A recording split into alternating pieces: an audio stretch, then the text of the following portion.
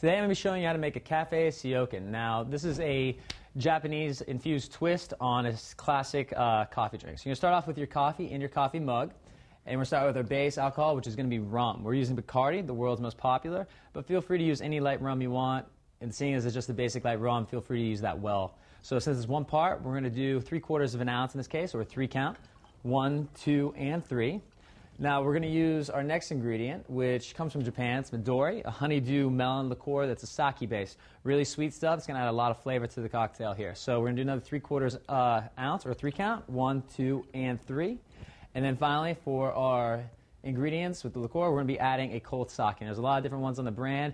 For this drink, make sure you use one that's not flavored, just a plain cold sake. So we're going to do 3/4 of an ounce, or basically just a little bit of a splash in there. Now we're going to top that off with a little bit of lime juice to make all those flavors a little bit sweeter. And then from there, as with any other coffee drink, you're going to garnish it or top it off with some whipped cream and a cherry. A drink you'll undoubtedly enjoy. Cafe Seiyoken.